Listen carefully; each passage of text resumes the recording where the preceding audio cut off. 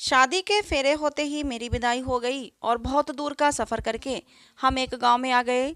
ससुराल पहुंचते ही मुझे एक कमरे में बैठा दिया गया। मैं एक पढ़ी लिखी लड़की थी और मेरे मम्मी पापा ने मेरी शादी मेरी मर्जी के खिलाफ एक किसान से की थी। मैं अपने भाग्य पर रो रही थी। इसके अलावा और कुछ कर भी नहीं सकती थी। बस वो बैठी रो रही थी।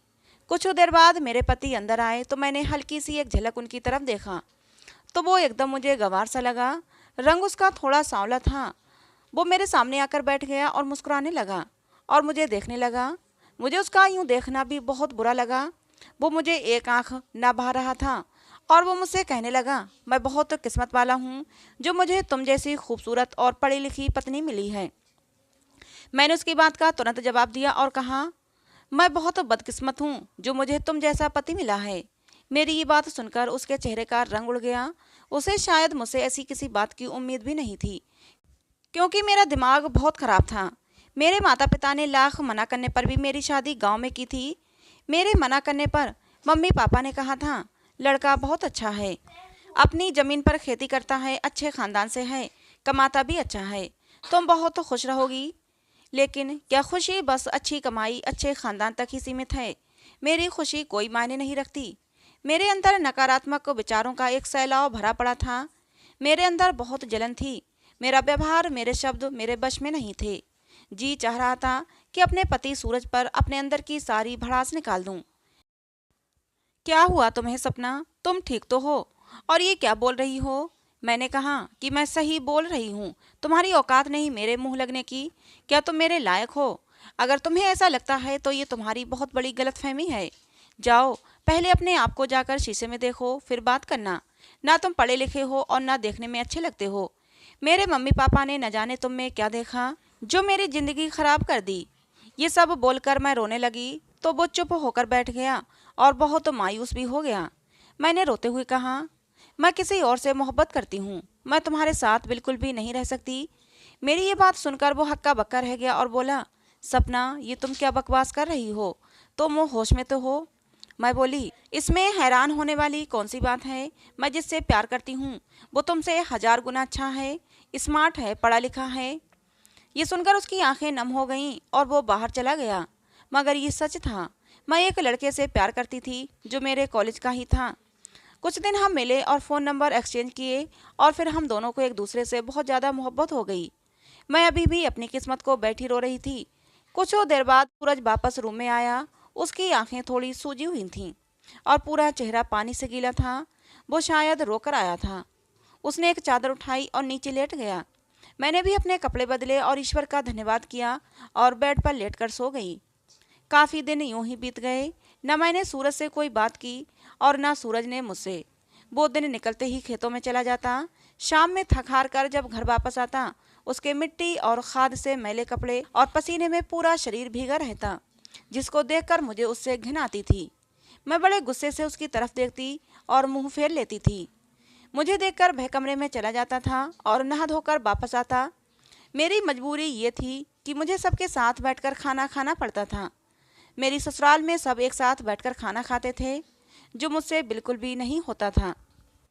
कुछ दिनों से मैं आधी रोटी खाती और उठ जाती। सूरज शायद ये समझ गया था कि मैं उसके सामने बैठकर खाना नहीं खा पाती, इसलिए वो अब खुद आधी रोटी खाकर उठ जाता और मैं भरपेट खाना खाती। मुझे से बिल्कुल भी फर्क ना पड़ता कि सूरज सारा दिन खेतों में मेहनत करता है और शाम को थक हार कर घर आता है तो उसे भरपेट खाना भी नहीं मिल पाता। मैं तो बस अपनी अधूरी ख्वाहिशों के बारे में ही सारा दिन सोचती रहती और अपनी मोहब्बत अपने प्यार दीपक के बारे में ही सोचती रहती। मेरे पास जो फ़ोन था वो मेरी मम्मी ने वापस ले लिया था, क्योंकि यहाँ बहू बेटियों को फ़ोन रखने का रीति रिवाज नहीं था। जब मुझसे रहा नहीं गया तो मैंने सारी शर्म लिहाज छोड़कर सूरज से फ़ोन मांगा और बोला कि मुझे दीपक से बात करनी है। मेरी बात सुनकर वह आश्चर्य से मेरी ओर देखने लगा, लेकिन मेरी बेशर्मी बहुत ज़्यादा बढ़ चुकी थी। मैंने उसके हाथ से फ़ोन छीन लिया और दीपक का नंबर डायल कर बात करने लगी। जब मैंने दीपक से बात की तो वो भी मेरी वजह से बहुत परेशान था। मैंने उसे रोते हुए सारी बात बताई। सूरज मेरे पास ही है, इस बात का भी मुझे कोई एहसास नहीं था। उसने चुपचाप अपनी चादर जमीन पर बिछाई और लेट गया। अब तो ये मेरा रोज का काम हो गया था। मैं सूरज से फ़ोन लेती और दीपक से बातें करने लगती। दीपक मुझे अब भी अपनाने को तैयार था। एक दिन कमरे के अंदर नेटवर्क नहीं आ रहे थे, तो मैं बात करने के लिए बाहर चली गई। सब सो गए थे, सूरज भी सो गया था। मैं बाहर खड़ी दीपक से बात कर रही थी कि अचानक वो पीछे से मेरे देवर ने आकर मुझसे फ़ोन छीन लिया और बोला, बेशरम औरत, पति के होते हुए यार बना रखे हैं, शर्म नहीं आती जरा भी। पता नहीं वो कब से मेरी बात सुन रहा था। वो खूब जोर जोर से मुझ पर चिल्लाने लगा। धीरे धीरे सब लोग अपने अपने कमरों से निकल कर आ गए और सूरज भी आंख मलते हुए आया और तेज आवाज में बोला, क्या हुआ, क्या बात है, इतनी रात को क्यों इतनी जोर जोर से चिल्ला रहे हो? मेरे देवर ने सबके सामने मेरी पोल खोल दी देंगे और फिर मैं दीपक से शादी कर लूंगी। लेकिन ऐसा कुछ नहीं हुआ, क्योंकि सूरज ने अपने भाई को ही झूठा साबित कर दिया। बोला, मुझे मेरी पत्नी पर पूरा विश्वास है, ये ऐसा कुछ नहीं करेगी और ये अपनी सहेली से बात करती है, इसने मुझे पहले से ही बता रखा है। ये बोलकर उसने सारी बात खत्म कर दी और सब अपने कमरे में चले गए।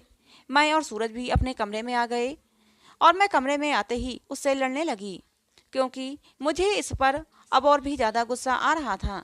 मैं बोलने लगी कि अच्छा खासा मेरा रास्ता साफ हो रहा था, तुम सब जानते हो कि मैं किससे बात करती हूँ, और आज सबको पता लग ही गया था, तुम मुझे इस घर से निकाल सकते थे। फिर मेरे मम्मी पापा को मजबूर होकर मेरी शादी दीपक से करनी पड़ती, लेकिन तुम्हारी इस बकवास ने मेरे सारे रास्ते बंद कर दिए। तुम मुझे छोड़ क्यों नहीं देते? क्योंकि मम्मी पापा की वजह से मैं खुद कुछ नहीं कर सकती थी। अगर मैं तुम्हें छोड़ भी दूं, तब भी मैं तुम पर कोई इल्ज़ाम बर्दाश्त नहीं कर सकता था, क्योंकि तुम्हारी और तुम्हारे मम्मी पापा की इज्जत मेरी भी इज्जत है। अगर वो लड़का तुम्हें इज्जत के साथ अपनाने को तैयार है, तो 2-3 दिन में मैं खुद तुम्हें उसके पास लेकर जाऊंगा। उससे बात करके खुद पर सारा इल्ज़ाम लेकर तुम्हें तुम्हारे घर छोड़ दूंगा और तलाक के पेपर भी भिजवा दूंगा। तुम शौक से उससे शादी करना और खुश रहना। ये सुनकर मैं बहुत खुश हुई और पहली बार उसके लिए मेरी भावनाएं बदलने लगीं। लेकिन मैं होश में आई और सारी बात दीपक को बताई। वो भी बहुत खुश हुआ और बोला, तुम शहर आ जाओ और अपने पति से तलाक ले लो। पहले हम कोर्ट मैरिज करेंगे, उसके बाद तुम्हारे मम्मी पापा हमें अपनाने के लिए मजबूर हो जाएंगे। मैंने हाँ बोल दिया और 2-3 दिन बाद सूरज के साथ दीपक के बताए एड्रेस पर शहर पहुंच गई और सूरज से बोली, अब तुम जाओ और मुझे तलाक के पेपर भिजवा देना। मेरा और तुम्हारा अब कोई रिश्ता नहीं, मैं दीपक से शादी करूंगी। वो बोला, 1-2 दिन में इसी एड्रेस पर तलाक के पेपर भिजवा दूंगा, और वो वहाँ से चला गया। मैंने दीपक के घर का दरवाज़ा खटखटाया तो दरवाज़ा दीपक ने ही खोला। मुझे देखकर वो खुश हो गया। मैं घर के अंदर आ गई। घर में उसके अलावा और कोई नहीं था, जबकि उसने मुझे बोला था कि मैंने घर में सबको बता दिया है। खाली घर देखकर मैंने उससे पूछा, तुम्हारे घर वाले कहाँ हैं? उसने बोला, आओ कमरे के अंदर आओ, बैठकर बात करते हैं। हमने बहुत सारी बातें की और उसने मेरे साथ अपनी फ़ोटो भी ली और किसी को सेंड करने लगा। जब मैंने उससे पूछा कि किसको भेज रहे हो, तो बोला, तुम्हारे देवर को, और ये बोलकर नहाने चला गया। कुछ देर बाद उसके फ़ोन पर उसी नंबर से मैसेज आया। मैंने देखा तो लिखा था लड़की तो लाजवाब है, पर मैं इसकी कीमत 2 लाख रुपये दूंगा। जब मैंने ये पढ़ा तो मेरे पैरों तले से ज़मीन निकल गई। इससे पहले कुछ अनर्थ होता, मैं वहाँ से भाग आई और रोते रोते अपनी ससुराल पहुँच गई। मुझे घर देखकर सूरज चौंक गया और बोला कि अब क्या हुआ? बोल तो दिया था कि पेपर भिजवा दूंगा, अब यहाँ क्या लेने आई हो? मैंने उसको ना चाहते हुए भी सारी बात बताई। उसने सारी बात सुनी, बोला कुछ नहीं। मैं उसके सामने अपने आप को बहुत छोटा महसूस कर रही थी। थोड़ी देर बाद रात हो गई। वो हमेशा की तरह अपनी चादर नीचे बिछाकर सो गया, लेकिन आज मुझे नींद नहीं आई। मैं सारी रात रोती रही और सूरज के साथ किया गया गंदा व्यवहार मुझे बहुत एहसास दिला रहा था। और कुछ देर बाद दीपक का फ़ोन आया। मैंने कॉल नहीं उठाया और उसका नंबर ब्लॉक कर दिया। कुछ देर बाद सुबह हो गई तो मैंने देखा कि सूरज अपने बिस्तर में नहीं है, क्योंकि रात में मैंने सोच लिया था कि सुबह उठते ही सूरज से माफ़ी मांगूंगी और उसे अपना लूँगी, क्योंकि उससे ज़्यादा मोहब्बत और खुश मुझे कोई और नहीं रख सकता। ये बात मुझे समझ आ गई थी, क्योंकि व्यक्ति की असली खूबसूरती उसके अच्छे व्यवहार से ही होती है, और मेरे सूरज का व्यवहार बहुत अच्छा था। खैर शाम हुई और सूरज घर आए। मैंने सूरज से माफ़ी मांगी। मैं बहुत रोई, लेकिन सूरज ने मुझे कुछ नहीं बोला और कुछ पेपर दिए और कहा कि इन्हें पढ़कर इन पर साइन कर देना। मैंने उनसे कहा, मुझे माफ़ कर दो, मुझे तलाक नहीं चाहिए, मुझे अब हमेशा तुम्हारे साथ रहना है। लेकिन उन्होंने कुछ नहीं बोला और वो चले गए। मैं रोती रही और सोचा रात में फिर से माफ़ी मांगूंगी। कुछ देर बाद वो रूम में आए और अपनी चादर उठाकर नीचे सोने लगे। मैंने उन्हें रोका और बोली, आपकी जगह वो नहीं है, आपकी जगह ऊपर बेड पर है। और मैं सूरज के पैरों में गिरकर रोने लगी और बोली, मुझे तलाक नहीं चाहिए, मैं तुम्हें नहीं छोड़ना चाहती। मैंने बहुत बड़ी गलती की, मुझे डांटो, गुस्सा कर लो, लेकिन मुझे माफ़ कर दो। उसने मुझे उठाया और बोला, वो पेपर अगर तुम पढ़ लेती तो ऐसे नहीं रोती। उसने बेड पर रखे पेपर उठाए और देखा तो वो जमीन के पेपर थे, जिन पर कुछ जमीन सूरज मेरे नाम कर रहा था और कुछ अपनी माँ के नाम। ये देखकर मुझे यकीन न हुआ और मैं सन्न रह गई। कोई व्यक्ति इतना अच्छा कैसे हो सकता है। लेकिन मुझे ये देखकर शौक भी लगा कि सूरज अपनी ज़मीन मेरे नाम क्यों कर रहा है। मैंने उससे पूछा तो वो बोले, मैं कल शहर किसी काम से जा रहा हूँ, आकर सब कुछ बता दूंगा। उन्होंने मुझसे उन पेपर पर साइन लिए और सुबह शहर चले गए। मैंने 2-3 दिन बड़ी बेसब्री से सूरज का इंतजार किया, लेकिन वो वापस नहीं आए। और चौथे दिन उनका एक दोस्त उनके मृत शरीर को लेकर घर आया। ये देखकर घर में कोहराम मच गया। मैं तो ये देखकर बेहोश ही हो गई, क्योंकि मुझसे ये सदमा बर्दाश्त ही न हुआ। कुछ देर बाद मुझे होश आया। मैं खूब जोर जोर से रोने लगी और उसके दोस्त ने बताया कि सूरज को 2 महीने पहले ही पता लगा कि उसे कैंसर है।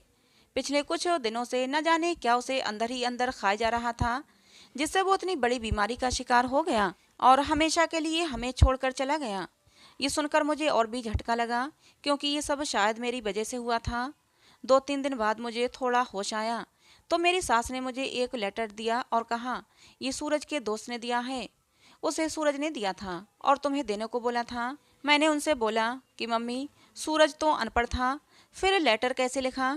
मेरी सास ने मुझे बताया कि वो बहुत पढ़ा लिखा था, तुम्हें कभी उसने नहीं बताया। मैं चुप रह गई, क्योंकि मैंने कभी सूरज से उसके बारे में जानने की कोशिश ही नहीं की थी। मैं भागकर अपने कमरे में आई और उस लेटर को पढ़ने लगी। लिखा था, जब मैंने शादी के दिन तुम्हें देखा, तुम दुल्हन बनी बहुत सुंदर लग रही थी। उस वक्त ही मुझे तुमसे प्यार हो गया था। और हाँ, मैं एक पढ़ा लिखा लड़का था, चाहता तो कोई अच्छी जॉब कर लेता, लेकिन मेरे पापा ने मुझे खेती करना सिखाया और उन्हीं खेतों में आखिरी सांस ली और मुझसे वादा लिया था कि तुम इस जमीन को कभी बंजर नहीं होने दोगे, और जिस वजह से मैं खेती करता था। लेकिन जब शादी की रात तुमने मुझे बोला कि मैं किसी और से मोहब्बत करती हूँ, तो मैं पूरी तरह टूट गया। मैंने कभी आंसू नहीं बहाए थे, लेकिन जब तुम अपने प्रेमी से बातें करती, ऐसी बातें जिन पर तुम्हारा पति होने के कारण अधिकार सिर्फ मेरा था, तो मुझसे बर्दाश्त न होता और मेरा दिल टूट जाता और मैं खून के आंसू रोता था। और इसीलिए शायद मुझे ये बीमारी हो गई। और जब मुझे पता लगा तो मैंने अपने हिस्से की कुछ ज़मीन तुम्हारे नाम कर दी, ताकि मेरे बाद तुम्हें कोई कठिनाई न हो। और हाँ, तुम आज़ाद हो, तुम जिससे चाहो शादी कर सकती हो।